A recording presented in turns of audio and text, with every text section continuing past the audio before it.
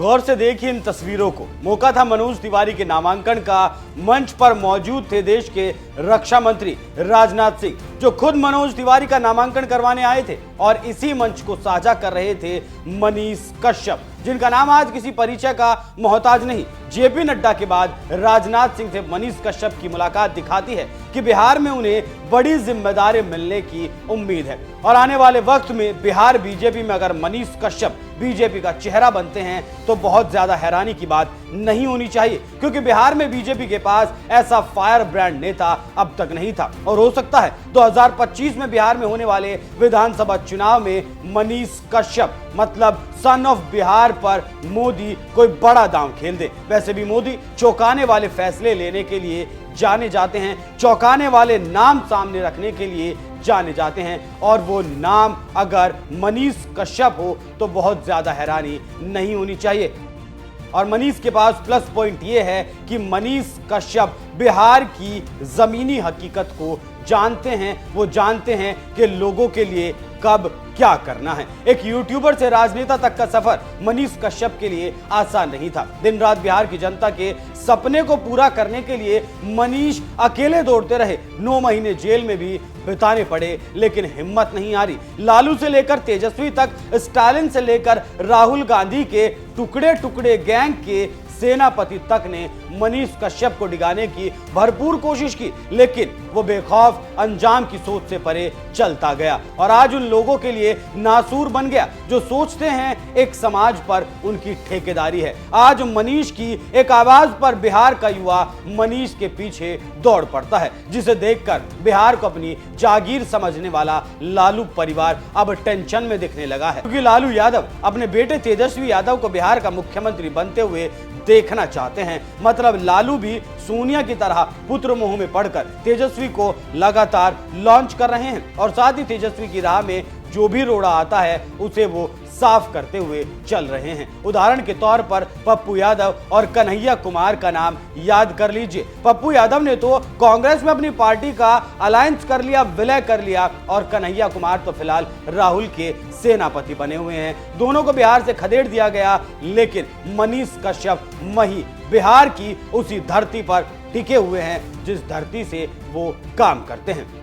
बिहार से खदेड़े गए कन्हैया दिल्ली को अपना नया घर बनाने की फिराक में हैं, लेकिन टुकड़े टुकड़े गैंग के सरदार को शय और मात के इस खेल में अपनों ने से ही धोखा मिल रहा है। लेकिन वहीं मनीष कश्यप उसी बिहार की धरती पर अपनी जड़ें लगातार जमा रहे हैं, अपनी जड़ों को लगातार गहरा कर रहे हैं, और लालू और तेजस्वी उन्हें देखने के अलावा कुछ नहीं कर पा रहे।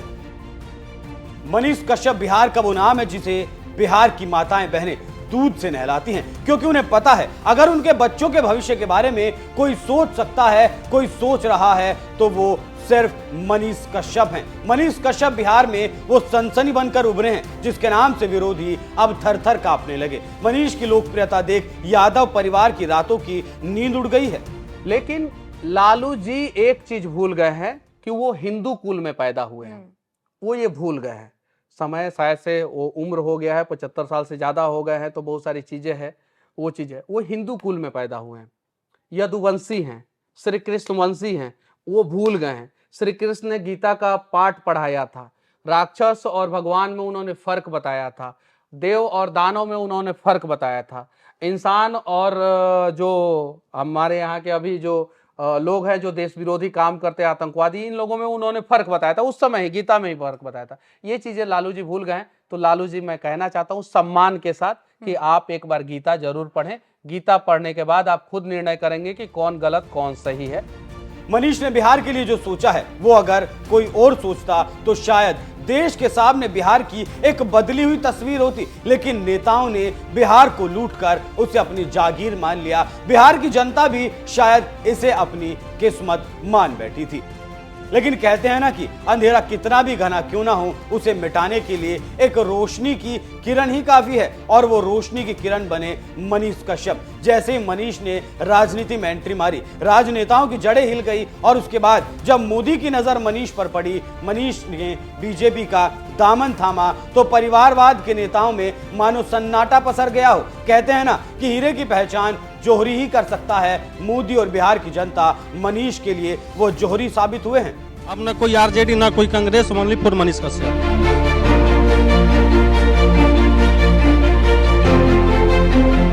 बहुत मेहनत किए हैं, बहुत संघर्ष किए हैं, तब यहाँ तक पहुंचे हैं।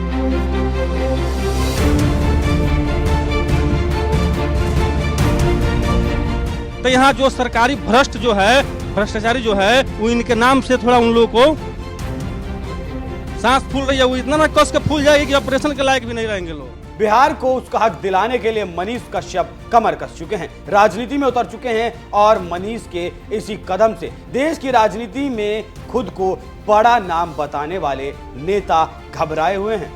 तो उत्तर पूर्वी दिल्ली में मनोज तिवारी ने नामांकन भर दिया। काफिला आपने देखा, भीड़ आपने देखी। मनीष कश्यप मेरे साथ मौजूद हैं। मनीष जी, क्या लग रहा है, कैसी जीत होगी इस बार? देखिए, इस बार मनोज तिवारी जो है कन्हैया कुमार का जमानत जब्त करके और यहाँ से भगा देंगे, जैसे पिछली बार बिहार के बेगूसराय के लोगों ने कन्हैया कुमार को वहां से भगा दिया। और अब जो है कन्हैया कुमार के लिए ऐसा कोई जगह नहीं बचेगा जहां से कन्हैया कुमार चुनाव लड़ सके। तो ऐसे टुकड़े टुकड़े गैंग को जो है दिल्ली के लोग मौका किसी भी हाल में नहीं देंगे और इस बार जो है कन्हैया कुमार का जमानत जब्त होने वाला है।